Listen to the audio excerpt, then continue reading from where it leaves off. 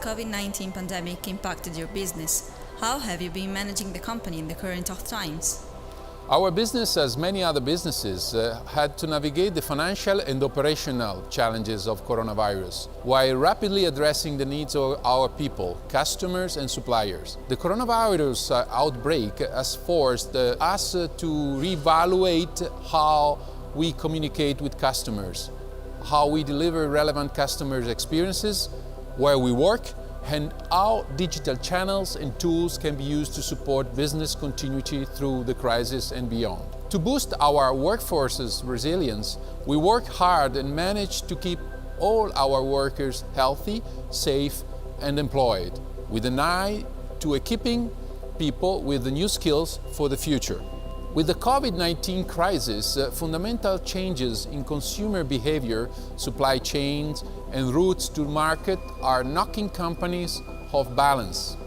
To respond to the pandemic, we had to accelerate the adoption of agile ways of working and value chain transformation to help outmaneuver uncertainty. We had to act quickly to optimize our company resilience, rebalancing for risk and liquidity while assessing opportunities for growth coming out of the downturn. Current and future viability depend on rapid actions, including near-term actions for financial stability. Immediate action has been taken to address short-term liquidity challenges. Some of our customers requested delayed shipments of their machines, and therefore we face plummeting sales and revenue and increased cost. There will be trade tensions in the countries, which will likely force companies to re-strategize their region-wise growth plans. How do you see this challenge? International trade has been essential to pandemic fighting efforts by nations across the globe. For example, during the critical phase of COVID outbreak in Italy, we were able to import millions of masks and other personal protective equipment from Asian nations who were recovering from their initial outbreaks and lockdowns. Despite the positive role trade has played, the COVID crisis has witnessed the rise of several protectionist policies.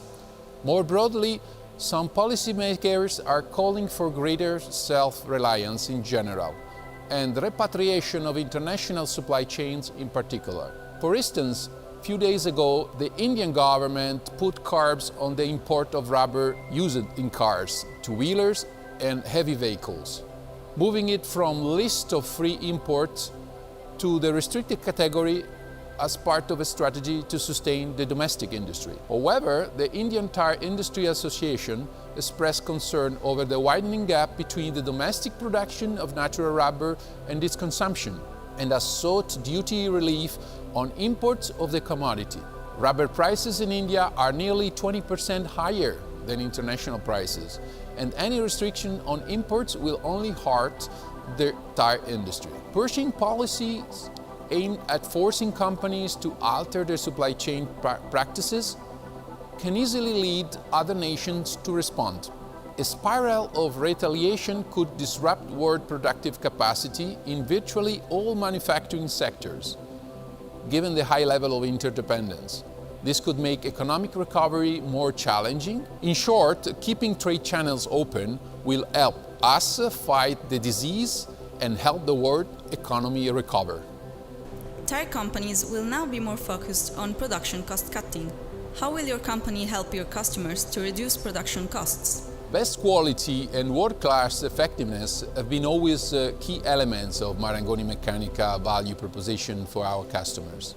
This pandemic came at a time when the global economy was already facing tough times. Hence, in the given situation, it's even more important to take prudent financial actions. Key differentiator in tire building is total cost of ownership of the equipment, TCO, we call it. TCO is calculated by combining these three components: acquisition cost, personnel cost, operational cost. Our engineering department has been always focused in developing each time the best possible solution to satisfy our customer needs in terms of quality, time and cost. Our automation and innovative solutions are designed to improve quality, to increase reliability and duration, to increase productivity and reduce maintenance and human interactions, to reduce downtimes, to improve predictive maintenance. We have been recently working successfully on remote commissioning and assistance, thanks to virtual simulations tools. Every new project is an opportunity for us and for our customer to continuously improve and experiment. What lessons did you learn from the crisis? We have learned a lot from this crisis, and we are now more confident about our strength and resilience. Though the crisis is not yet behind us, and I'm sure that our perception of the world and how business should operate will change further, there are key lessons for us to keep in mind. 1. You have to act fast. To move your business amid the crisis, you need to work quickly. 2. Be prepared. Competence and expertise are key. 3. Be resilient. Be optimistic and never give up. And 4th, be resourceful. Could you organize webinars? Could you join other brands and collaborate on a product or a service? These are questions that we should ask ourselves. 5, cooperation is key.